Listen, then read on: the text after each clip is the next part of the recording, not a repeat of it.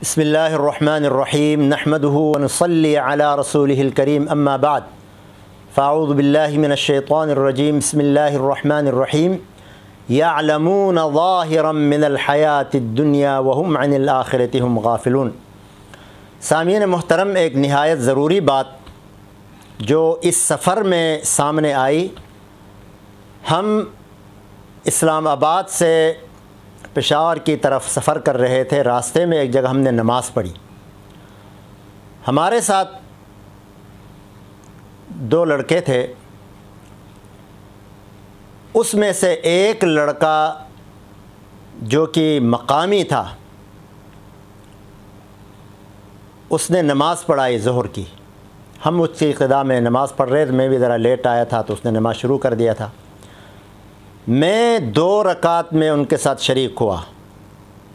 میرے بعد ایک لڑکا آیا جس نے میرے ساتھ نماز شروع کی، لیکن مجھ سے پہلے وہ ختم کر کے اذکار میں مصروف ہو گیا۔ نماز کے بعد میں نے پوچھا کہ بھائی، ہمارا امام تو مقامی تھا یا مسافر نہیں تھا، تو آپ نے نماز کیوں جلدی مکمل کر دی؟ یعنی 2 رکعت پڑھ کے اس نے سلام پھیرا۔ تو کہتا ہے میں تو مسافر ہوں، اس لیے میں نے 2 رکعت پڑھی۔ میں نے کہا بھائی ایسا نہیں ہوتا ہے، اگر مسافر مقیم امام کے پیچھے اقتدا کرے تو اس کو 4 رکعت پوری پڑھنی پڑتی ہے۔ تو وہ بحث کرنے پر اتر آیا، کہتا ہے مجھے معلومات ہیں، میں پڑھا ہوا ہوں اور میں نے عرب میں ٹائم گزارا ہے، عرب ملکوں میں، شاید سعودیہ میں کہیں رہ کر آیا ہو۔ تو میں نے کہا آپ کی ان سب باتوں سے مسئلہ تو چینج نہیں ہوگا نا۔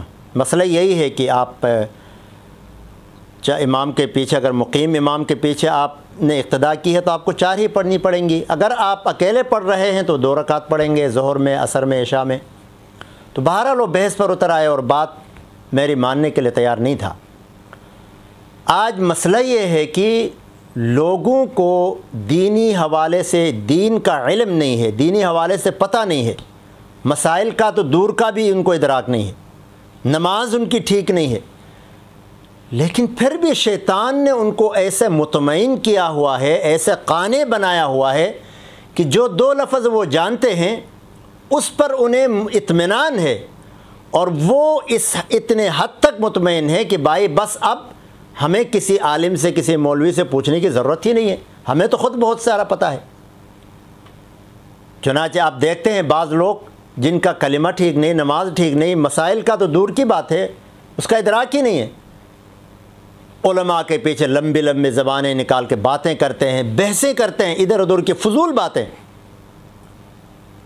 اسی لیے اللہ تبارک و تعالیٰ نے قرآن کریم میں یہ فرمایا، شاید ایسے ہی لوگوں کے بارے میں، کہ یعلمون ظاہرا من الحیات الدنیا، دنیا کے 2 لفظ تو انہوں نے پڑھ لیے، ان 2 لفظوں کو پڑھ کر دنیا کو جان کر وہ سمجھ گئے کہ ہم نے تو بہت کچھ کر دیا، حالانکہ وَهُمْ عَنِ الْآخِرَةِ هُمْ غَافِلُونَ، آخرت کے حوالے سے، دین کے حوالے سے وہ غافل ہیں، ان کو علم ہی نہیں دین کا۔ اسی لیے ایک عربی مقولہ ہے، ایسے موقع پر ایسے لوگوں کے لیے کہا جاتا ہے، حفظت شیئا وغابت عنک اشیاء، 2 لفظ پڑھ کر تم نے اپنے آپ کو بڑا علامہ سمجھ لیا۔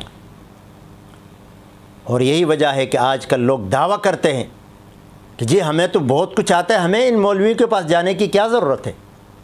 بھائی ضرورت ہے۔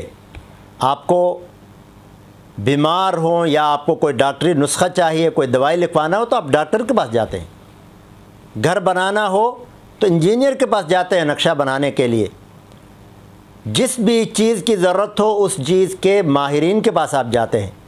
تو دین کے حوالے سے قرآن سیکھنا ہو، نماز سیکھنا ہو، اسی طرح مسائل سیکھنا ہو تو علماء کے پاس جانا پڑے گا، یہ ان کی فیلڈ ہے، ان کا فن ہے۔ لیکن شیطان کا دھوکہ ہے کہ ان کو ان 2 الفاظ کے بعد مطمئن کرا دیا ہے کہ بھائی تمہیں تو بہت کچھ آتا ہے، تمہیں کسی کے پاس جانے کی کیا ضرورت ہے۔ اور یہ عام لوگوں کی آپ زبانوں سے سنتے ہوں گے کہ وہ مطمئن بیٹھے ہیں کہ ہمیں تو بڑا آتا ہے، ہم نے تو بہت کچھ سیکھ لیا ہے۔ جیسے اس نے کہا کہ ہم نے تو عرب میں ٹائم میں گزارا ہے۔ میں نے کہا بھائی عرب میں ٹائم گزارنے کا مطلب یہ ہے کہ آپ علامہ بن گئے؟ میں نے کہا آپ اس مسئلے کے حوالے سے جس کو آپ مانتے ہیں، جس بھی عالم کو، مولوی کو، جا کے اس سے پوچھیں۔ میں نے کہا الحمدللہ میں نے مدرسہ پڑھا ہوا ہے، میں باضابطہ مفتی کورس کیا ہوا ہے، مسئلہ اسی طرح ہے۔ اس کو میں نے پیار و محبت سے الحمدللہ سمجھایا، لیکن اس کو بھی دعوت فکر دی کہ یہ جو آپ کہہ رہے ہیں کہ میں عرب میں رہ کر آیا ہوں، عرب سے آیا ہوں، تو عرب میں جانے والے سارے عالم نہیں بنتے ہیں۔ البتہ کوئی چلا گیا عرب میں، دین کی فکر ہو گئی۔ عموماً ہمارے علاقوں میں، ہمارے ملک میں لوگ اکثر بدعات اور شرکیات کے اوپر چلتے ہیں، تو وہاں عرب میں جانے کے بعد بہت سارے لوگ الحمدللہ ان کا عقیدہ ٹھیک ہوتا ہے، ان کی نمازیں ٹھیک ہوتی ہیں، بڑے بڑے اچھے اچھے قراء کو یہ لوگ یہاں سے ہائر کر کے لے جاتے ہیں، ان سے ملنے کا موقع ملتا ہے، نمازیں اپنے ٹھیک کرتے ہیں، اخلاق ٹھیک کرتے ہیں، اپنا دین ٹھیک کرتے ہیں۔ اگر ایسی کوئی بات ہے تو وہ الگ بات ہے، پھر بھی مسئلہ صحیح جاننا چاہیے، علماء سے پوچھنا چاہیے، پوچھ کے زندگی گزارنا چاہیے۔